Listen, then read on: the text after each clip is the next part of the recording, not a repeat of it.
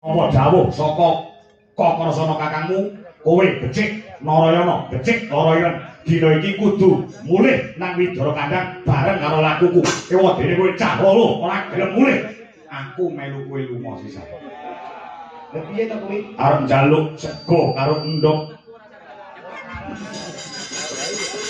ayane ndok ceplak to ngintip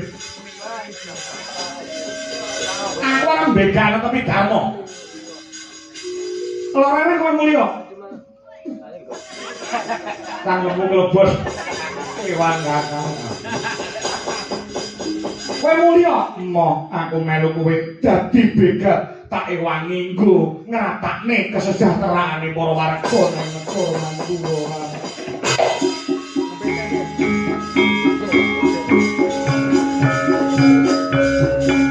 Mlebu wana wulusan. Sapa sing liwat kono? Dadi sasarane begal. Narayana begal. Udo begal loro ireng. Wong lanang liwat kono. Tak esemi kalau tak bukane pupuku siji. Kok pupuku nek ulune suwi. Pemikiran aku bayangin aduh.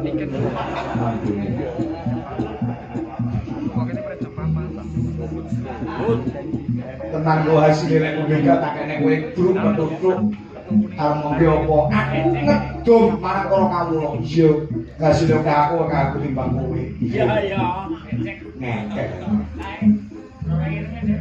nek kowe kudu hati-hati lho iya cepater yen aku ki bayi wis geran lho tak nganti kowe ora hati-hati mbebayani wekasane dadi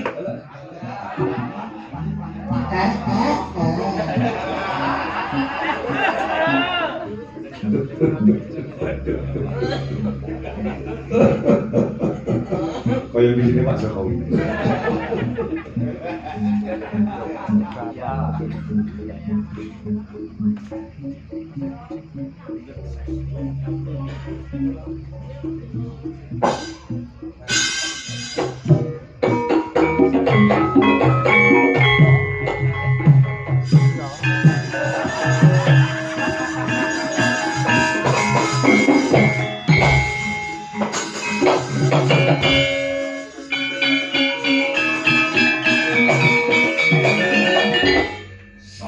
Sore padang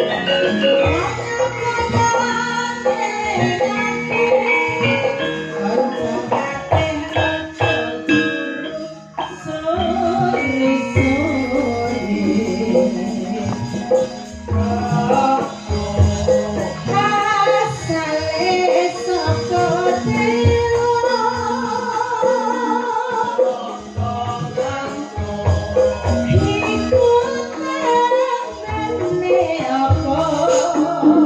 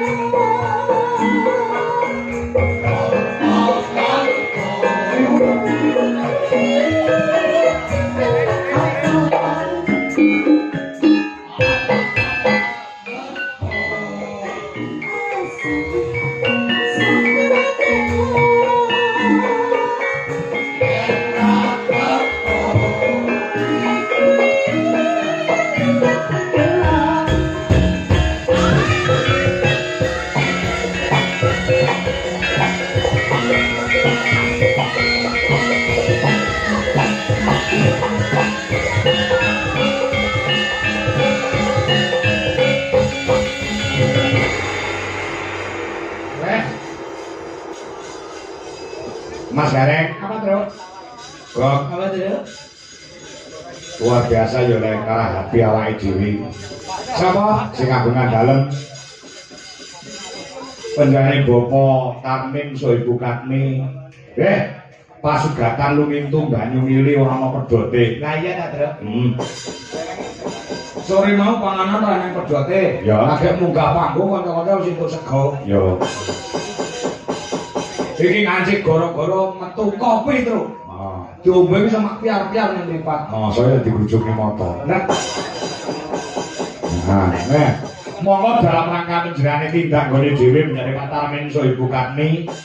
Perkara konsumsi daharan kuwi ora dirembuk mongko sing jenenge konsumsi utawa dedaharan unjukan sing disediani kaya ngene iki entake ora sithik Mas Gareng. ngono ya, Tru. Yo. Wong duwe gawe kuwi sing paling akeh enteke cakala mangsa nggon konsumsi mergo takune pirang-pirang. Lah, nalika menjelange Pak Tarmin so bukan tindakane dhewe, perkara konsumsi ora dipikir, ora dirembuk, ora dipetung. Lah, upamane sesuk-esuk bar rampung pagelaran, aku pedhok karo Pak Tarmin, bekasane ramenan. Bekasane Mas Kako niki gandeng pun rampung Pak Tarmin. Iki gandeng panjenengan nggih pun kula lunasi, gen iki wau dedaharan kangge kanca panjenengan sing cacahe 50, rokoke telas sementen, wedange telas sementen, segone telas sementen. Niki kepoksa tanggapane jenengan kula jaluk sementen. Nek tegel rapopo niku. Tak kapuk lambemu kowe ora. Panjenengane Pak Tarmin iki wong Jawa terus. Wong Jawa. Heeh. Gupo sugo. Ya ta, lungguh kuwi dadi sajiwa orang jare Pak Tarmin selaku dadi wong Jawa. Wong ketekan Jaya kuwi gupo lungguh sugo. Gupo ki tegese manem bromo, ya ta. Golekne nggon nggo lenggah, ya ta.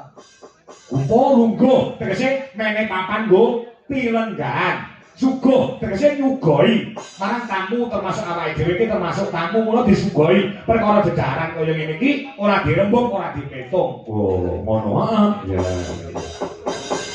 Rumangsane perkara panganane. Iya. Ora mungkin panjenengane arep dadak memperhitungkan terus. Iya. Ya, ndare piye los. Lek ora los kok lakon wayangan sing mewahe kaya ngene. Iya. Mewahe kaya ngene. Heeh. Kalau masa kabupaten kok kuat nanggap model kaya ngene iki Kabupaten. Nah ya. Saya gede dhewe nggih bosone wayang ora kabupaten Karanganyar. Lah iya. Ngono ya, heeh. Heeh. Biasanya tanggal 7 November iki wayangan mewah ana ing alun-alun Karanganyar dalam rangka hari wayang dan menyambut HUT Kabupaten Karanganyar. Lah iya, ya semoga-moga mugi ana.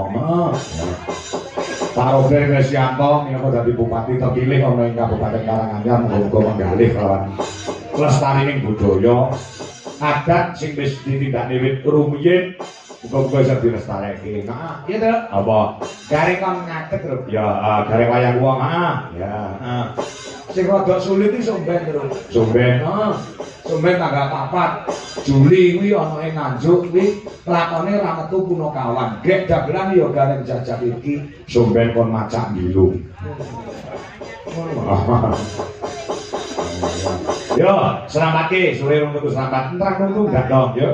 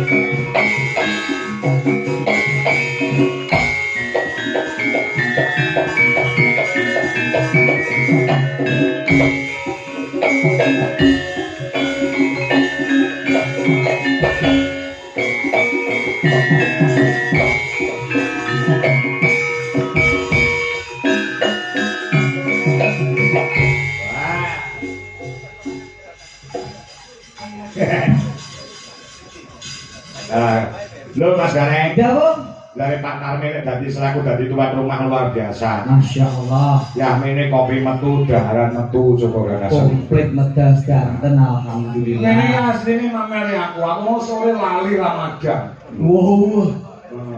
Nek pancen yo kudu tirakate kuat, orang dalangi tirakate kuat. Malah poso kuwi kudu kuat. Leres kula kate untuk jog mayang pisan. Alhamdulillah Pak tak tirakati. Hah? Rong bengi ra melek kula. Wong boleh kok ngamelan. Iya. Dok dadare meleh Bu, nggih. Meleh Pak dok dadare. Kalau mau pisan. Ya ngono kuwi lho. Luar biasa. Nun Pak iki kliwatan dengan iwake. Kliwatan dengan iwake. Oh, yo wis. Iki janji kesane pun namun riyen, kesane namun riyen. Nggih, kesane Lampung riyen udah.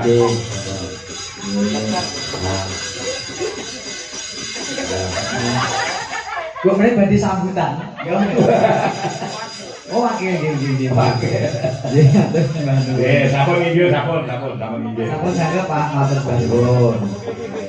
Alhamdulillah pinaringan Bagas Maras kali beda sedaya mengawit kepanipun Gusti saged pinangi warga nglaladan blodro mugi sedaya warga tansah antuk karaharjan pikantuk kawilujengan iki apa neh. Bakso. Oh bakso wis jenengan sing kli aku ngitung ya. Nduk. Ya ora apa-apa. Ya lagi iki lho. Gareng ora ngomong gareng yang ngedung anu barang. Ora apa-apa. Dadi sinoman. Lu kandha Pak Tarmin menambahi selawe ya. Nggih. Ya sekawan Pak, ya nek apa neh. Yes, Masya Allah. Wong dasare usahane dari Pak Karmin ana Jakarta kono ya sukses Mas Gareng. Leres Berarti pedagang bakso insyaallah barokah. Amin ya rabbal Pak alamin. Karmin. Amin. Surama itu babar pisan sampun gubregut anggenipun gadah karya mijapaken inggih putra sarimbit mugi dados warga sakinah mawaddah warahmah. Amin. Jenyatanipun yo dipaharjo kanthi mewah muga-muga anggone omah-omah betah selawase. Amin. Iki mau pembukaane lagu Gedhok. Kedua Pomo diowahi cakepane dadi ajaan kepada babakan agama iso rek. insyaallah Iso ya? insyaallah Nah, sepeda non ni lihat pas. ayo kanca mangan bakso. Iku nopo? Ini kuning pentole papat. Loro kok ya. Loro to. Bakso O Mas iki O niku lho. Lah sadhe rek, diowahi dadi pitutur agama. Sore-sore krungu adan. Hah? Ayo kanca padha sembahyang. Betul. Kene-kene bebarengan Hah? ing musala aja do gojekan. Kae-kae pujiane dimirengke kok nrenyohake. Kaya-kaya ngelingake kanca kabeh aja tinggal salate. Salat sedina kaping 5. Hah? Duhur asar magrib isak subuh iya. Salat dadi cagake agama. Yen ora salat besok mlebu neraka. Aja ngono, aja ngono. Salat iku perintahe agama. Iya. Niku Ya. tembang ning diolah tembunge jane gedhong niku tembange ya pun penak ning golek rasane ben ketemune karo syiar agama ora kok ngilingke kanggone wong akeh ning ngilingke kanggone kula pribadi Ya. jur menungso kuwi panggonane salah luput lan lali nggih alhamdulillah muga-muga sing mirengke sing iso ngrasake nek ketoke apik monggo diagem nek ketoke elek rasah digugu lah ngoten to Pak. Oh, ora nyoto. Alhamdulillah. Nah, nggih. Liyane kuwi enak. Pun apa? Ini mau tidak enak ya. Ora enak. Sore-sore itu tuh bakso ya nih sini gak rumah. Sore mesti sore. Ini kita tidak lah. Wis isu lho. Iki wis jam 2. Masya Allah, kroso lho. Domonge kok nyambut gawe kuwi nek atine seneng ya ta. Leres. Pamirsa kuwi yo nesani tajem Melu jenah sing duwe mah atine seneng peralatan kabeh mendukung wis wengi ora krasa suwi. Masya Allah, ini pun jangkal ya. Mesok loro. Ya tak kira itu jam 3 lho gimana. Jadi luar biasa itu. Pamirsa nggih anteng jenjem niki tandake yen to mematke wayang. Latarane pamirsa niki pun tidak lagi seorang penonton, Mas, ditaratnya sudah penikmat bahkan pengamat. Muga-muga sing do gelem ngersake wayang ngamati wayang, semoga kecintaannya terhadap wayang tidak luntur. Ben wayang ki ora saya ora saya ilang ning malah saya ngombro-ngombro. Ngobrol-ngobrol. Iya. Betul. Amin. Heeh. Aku seneng anggere ning digo nek tanggapan wayang aku seneng. Senenge? Kok nek ketekan bintang tamu kan aku tetep persenggol. Ini apa? Kowe iki yang nomor 1 lho diutamakan lho saiki. Iya, kondoso. Ora ngerti to kowe saiki wis rada misuwur ngono ora ngerti to. Mosok, Pak. Aku ketemu karo wong jenengan karo galeng jajak terus itu Tenane lho, berarti Pak. tenan. Wong kadung seneng kok gak jenengan ngoblok nih kaya aku dek mang. Ya ora. Oh nyata iki kok awake dhewe udah ning Malang, kok Malang terus ning Ponorogo. Alhamdulillah. Ki Kabeh Ponorogo. ngersake kowe. Ki Ponorogo jangan iki. Ponorogo terus ning Karanganyar. Gak ngejak aku. Lah kok ora iso ono? Oh iya sih. Aku terus nggowo gareng Wonosobo, gareng. Oh jadi kok bisa ae kok delok jos. Our band iki gede ya, jenengan ya. Iya, boleh napa-napa. Wis mumbul. Iya alhamdulillah Pak. Wis misuwur. Biyen nek pengen ucek tak umbulke dia mumbul. Bar kuwi terus enak meneh, terus gede kowe umbulke dia. Alhamdulillah. Kok aku lek ngumbulke sinden. Lah napa? Tumbul lak lekas mumbul jenenge plek. Alah melu wong liya. Lak ning lorone kaya diris-iris. Nek diniati ya diniati sing becik untuk demi kebaikan seniman. Karena seniman akeh sing misuwur, kehidupan seniman ya semakin tertata. Kula banyak penikmat penonton sing seneng kae lho dadi seniman do apik-apik nyatane do sukses juga akeh generasi sing cinta karo seni sebagai motivasi. Ngoten lho, Pak. Ya. Ini mah yo gojekan aku. Nggih. Ikhlas kok. Nek wis do kondang aku melu seneng kok. Kowe saiki ora mung melu aku tok. Nggih, alhamdulillah. Jalan gaweane yo luar biasa ra tau leren. Pangestu panjenengan. Pangestu panjenengan. Ayo tembangan sing rada alus-alus ya. Nggih, mangkaken. Sing rada alus-alus nah sing bokso jineman apa-apa ono weekend sandi kok nembang gen ora mangan. Bocah kaya mangan. Nanti nek ngombe kopi. Kopine tadi. Dia nyapu nganggo meret kowe. Mbok menawa meresapi. Heeh lah iya. Menikmati. Ayo menik-menik.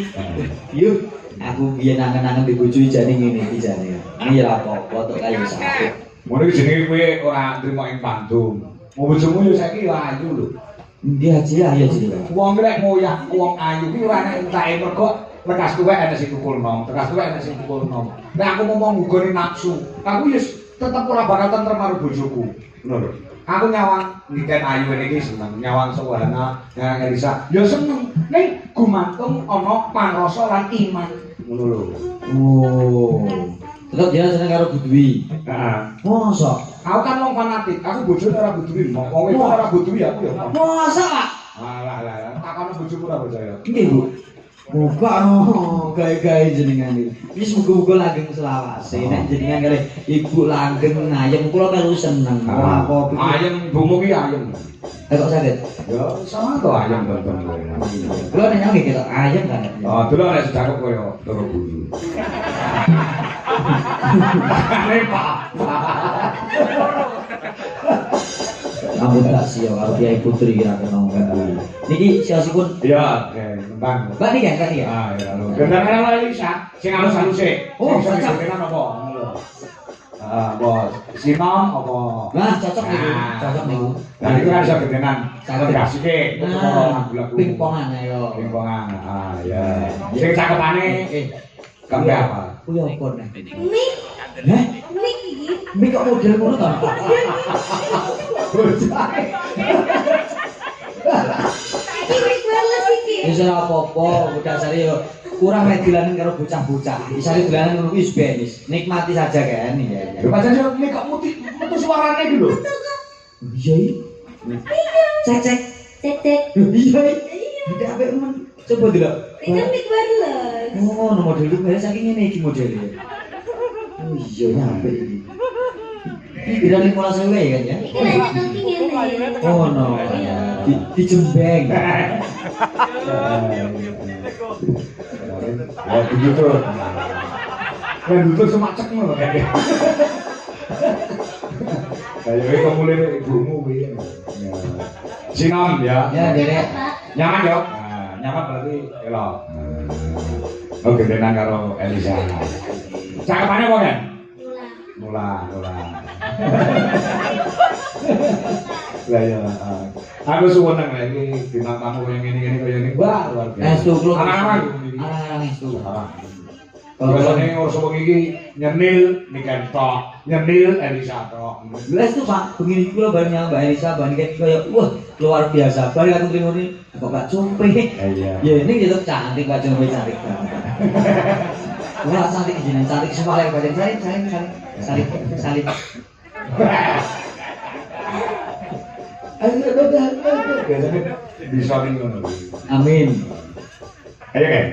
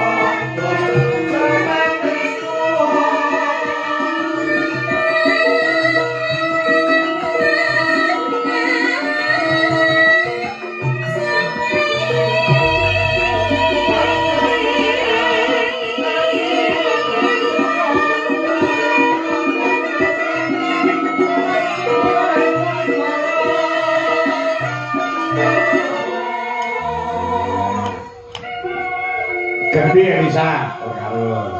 Nah, iki aku kudu iso adil. Bintang tamu loro ngene iki kudu iso ngedung ben ora jomplang cara timbangan. Biasa ya? Nggih. Luar biasa. Ya loro lah. Bintang tamu loro tok aku ora. Iya iya. Badok. Loro. Badok. Lah, Dan dulu saya. Mangan kurang. Mangan. Mangan. Ora mate lho.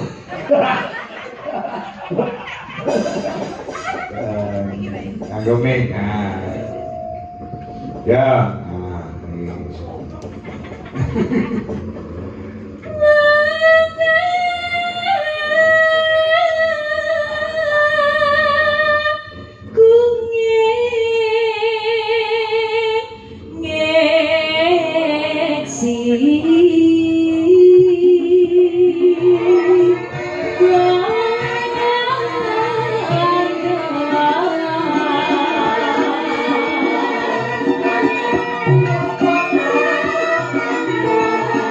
Raja dibujuk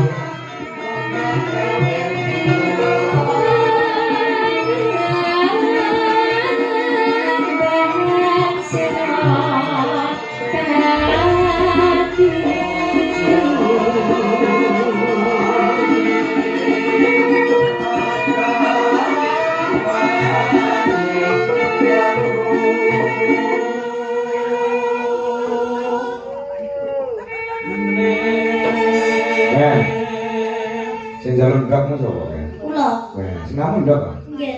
Mata sapi ya kuwi. Nggih. Weh, kok senengmu ndok? Mata babi, Pak. Ora tegese iki senengmu ndok ngono kuwi lho. Nggih, ndok mata sapi. Padha. Iki mau kula nyuwun 6 lho, Pak. Terus Hah? Mbak Compe 2, terus Sinten kok oleh nek ulat padang kon nesu ae. Mbak Wiwi mau setunggal, Mbak Tita setunggal, Mbak Ana setunggal, Bu Dwi setunggal. Mbak Compe tak lho, Pak, sing gak trimo mesti loro, Pak. Oh iya. Ndok lek gak loro jare gonjeng ya. Dan mboten pareng mboten. Iki lho tak dong karo aku. Terus Mau wis pengen berdua karo Mbak Compe aku. Sedulur langsung mbok pitah koyo ngono. Wong wis elek mbok elek-elek dan yo nemen kok. Oh iya iya. Dan membuang muka. Kalau gua aneh kalian ngono lho. Ayo, ndok ya. Sudah. kula pamit, Pak. Eh? Besok kula pamit. Aku lagi gosip dan sesuk. Aku besok mancal kok. Besok ben bae makan. Besok ora makan lha apa. Oh karepmu ben ketok gemede malah ketok kemiri. Sesuk iki nggo sinden. Jalan karo dagelan kok lho bintang tamu. Ila tetek men. Besok ora metu. Wong aku lagi gede. Lah, rasa kemayu. Masa aku kemainnya. Iya deh, kan? Kapati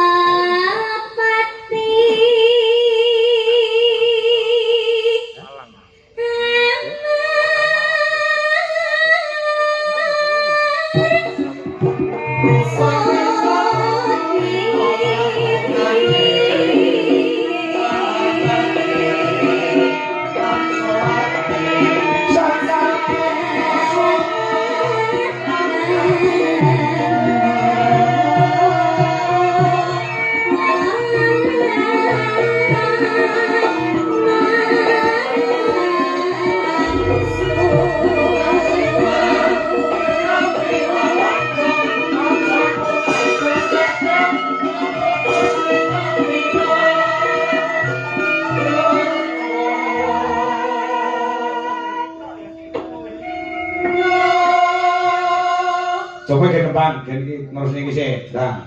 Nembang ngomong nesu, nembang ngomong dah. Iya ta. Iya ta. Nah, pengen nembang kayak koyo Niken Santi, kayak koyo Elisa. Kayak ojo nesu ya tapi nyapa kok suwe kok nesu terus ngopo? Aku salah apa awakmu? Eh? Pinesu. Lah yo rasa nesu ngopo? Pinesu. Cemburu, Pak. Lah iya toh. Awake. Kalau Mas Sarti pun mboten ngirim Mbak Compe maling kula. Oh, ada. Ora karo kuwi lho. Terus aku jane iki padha-padha menung kok ibaratnya. Ayo nangis. Nangis. Nangis. Ngopo kok nangis saya kayak enek sing terpendam. Waktu kepinteranku tak korbanke kanggo panjenengan, Pak.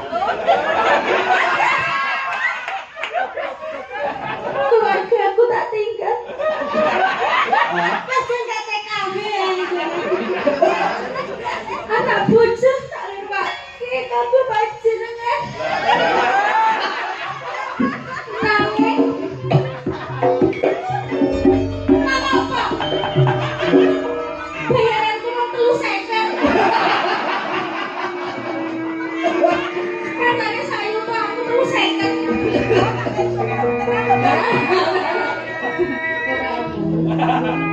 Reng. Jangan duit 100 ribu. Ayo kok dikon nggo duit kas gak. Ya ampun. Aku ora enak kalau cara koyo ngono kuwi. Lah aku los tak kene kok los. Ora enak koyo untuk saweran terus bekasane isuk, bekasane bayarane dipotong ora enak. Padake rombongan sebelah. Mangsane, ini wong cong kabeh. Aku ndek ning ngawi ngekek kowe 300 lho. Aku ndek korban mbok kowe tok 300 kene nang ngawi karo nikah barang kae. Heh? Duit kas. Ora.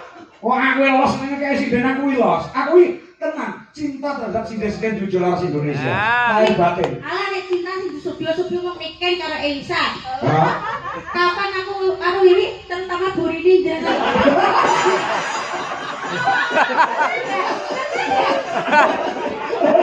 Sudah. Jangan berteman, sudah. Jangan berteman, nyanyi. Satu tampani. Tak rewangi nangis kok.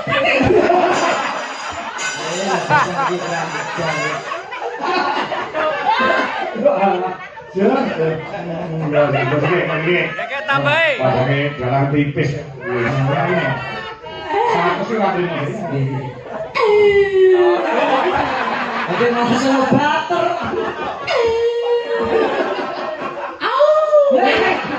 Malah jikok tuh begini. Tanggung 100 ya. Ini yang gue aku di Padang deh.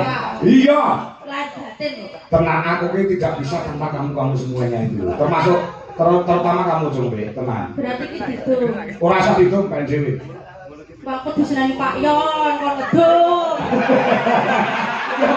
Ya kok ngajak Pak Dewi. Apa? Yo ini kan nangis. Dia kalau Pak Yon.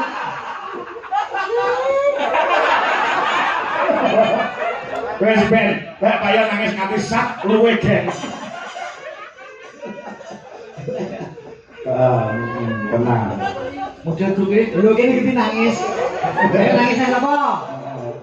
Wis nangis. Dia ada aja. Ini jadi kan di sini. Korene yo coba iku. Kon ngelola ngono. Kas ngelola.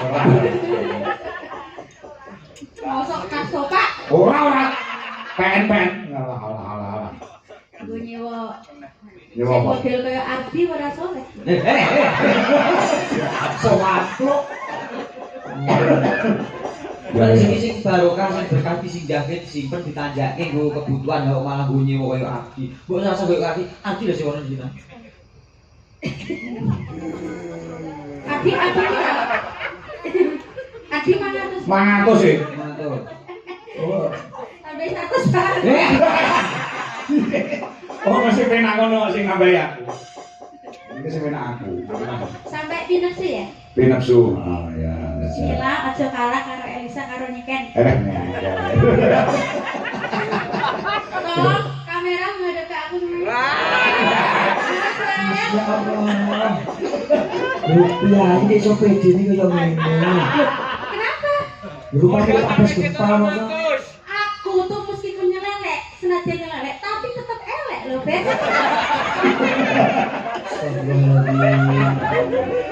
Kowe iki wong Wirosari lho, tanggaku aja ngelelek kota kelahiranku lho. Lho justru Wirosari bangga duwe aku. Ya ora mungkin bangga nek bangga kowe manggon Wirosari nyatane buse kok Wirosari no.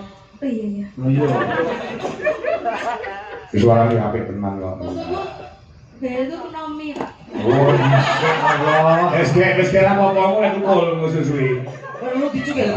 Ora usah wis kan. Iki lombok barang kok susi lambene tukul kuit lombok. Oh ya ceramah ngono ya. Tapi jare cangkem popot. Nesu neh, ora enak nesu wis 200 Pak. Alah, nesu. Lah wis korban duwe 200 lho. Sing liyane takonan apa tau tak kei dhuwit. Ora tau eneng. Wah. Lah ya.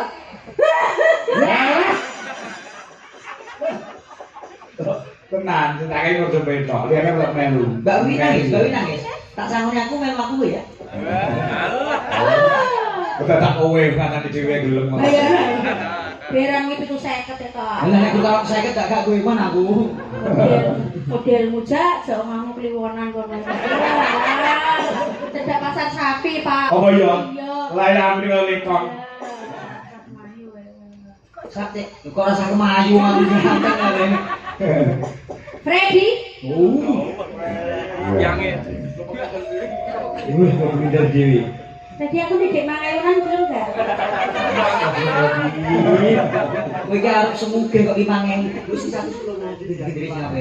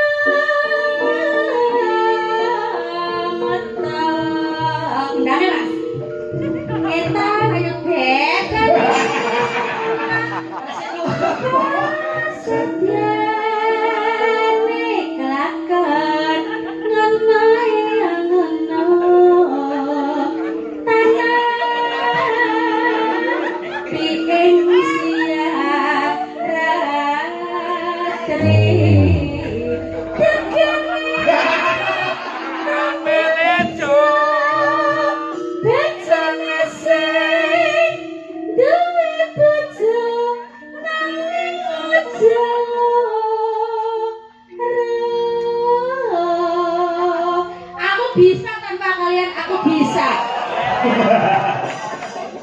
Penting kalau Freddy di sampingku. Iya. Tak bagianmu, Bro. Salah ada Freddy.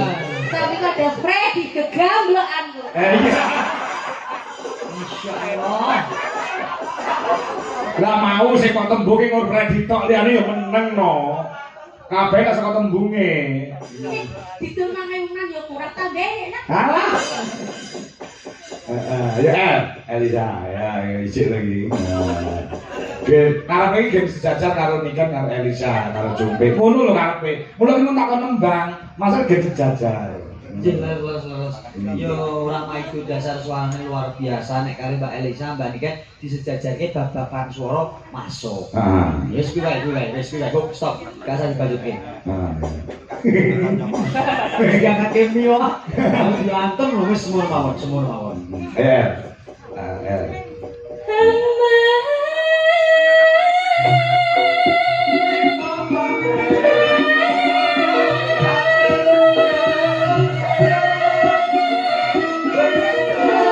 Nasi kucing.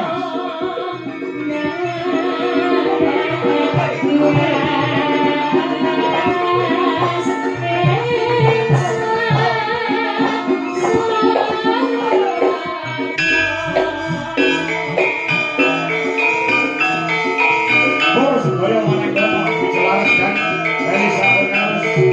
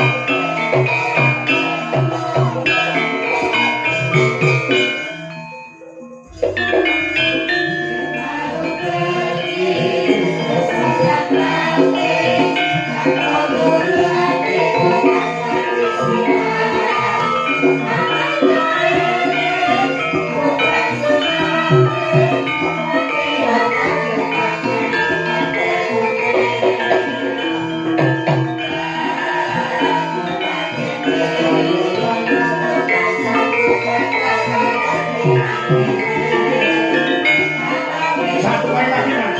Lagi saya berdiri, ayo dosa.